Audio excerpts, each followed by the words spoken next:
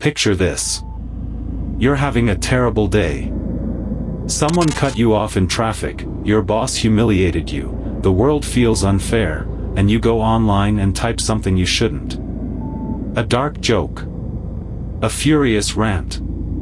An exaggerated, someone should do something about that person, or a grim bit of humor that, in your head, was obviously not serious.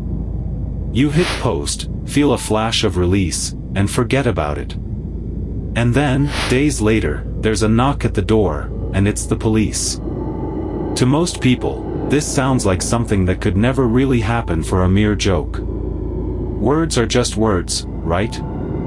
Especially online, where everyone exaggerates, everyone jokes darkly, everyone says things they don't mean.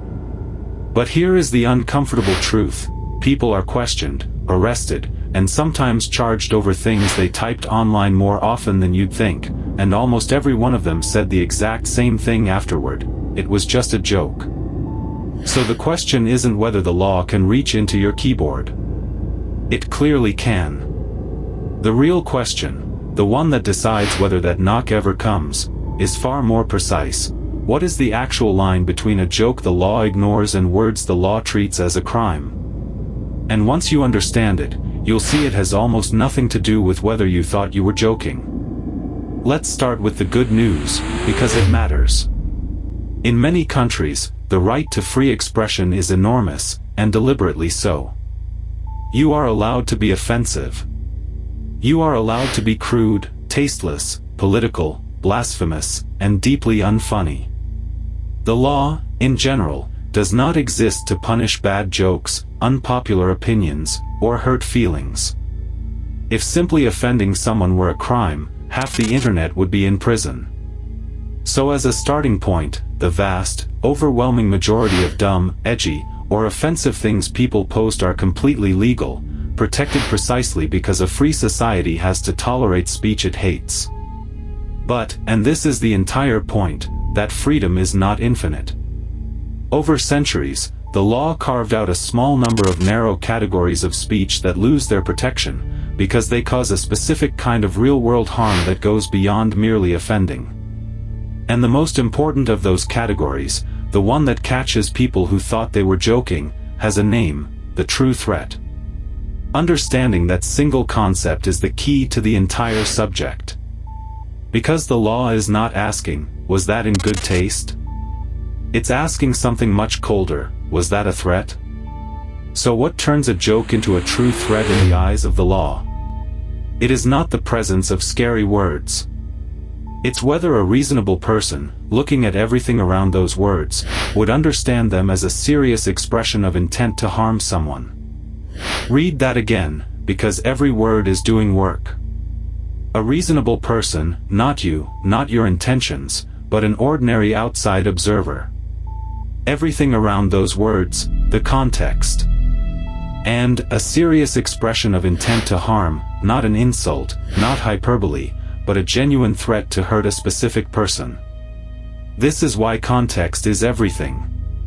The exact same sentence can be a harmless joke in one setting and a criminal threat in another. Say, "I'm going to kill you," while laughing with a friend who just beat you at a video game, and no reasonable person hears a threat. Type those same words to a specific individual, alongside their home address, after weeks of angry messages, and the context transforms them completely. The words didn't change. The surrounding reality did. The law looks at the whole picture: who you sent it to, your history with them, how specific it was, whether you named a target, a time, a place, and asks whether all of that, together, reads as a real intention to cause harm. A vague, dark joke to no one in particular is worlds away from a specific, targeted message that a normal person would take seriously. Now we reach the part that catches people completely off guard, the piece almost everyone gets wrong. People believe that if they didn't mean it, if in their own head it was obviously a joke, then it can't be a crime. And intent does matter, it's part of the analysis. But here is the hard truth: your private, internal "I was only joking" is not an automatic shield, because the law also has to protect the person on the receiving end. Think about it from their side. A stranger who receives a detailed, menacing message describing how they'll be hurt cannot read your mind. They cannot see the smirk you imagined. All they have are the words in front of them, and if those words would make a reasonable person genuinely fear for their safety, real harm has already been done, joke or not. That is why the reasonable person standard exists. It stops "I was just kidding" from being a free pass to terrify people. The law essentially says, you don't get to point a loaded threat at someone, watch them panic, and then escape all responsibility by claiming you were smiling the whole time. So the question is never simply, did you find it funny? It's, would a normal person, in that situation, have reasonably taken it as a genuine threat? And a lot of jokes that feel obviously harmless from the inside look very, very different from the outside. True threats are the big one, but they're not the only place a joke can cross into crime, and the second category surprises people just as much.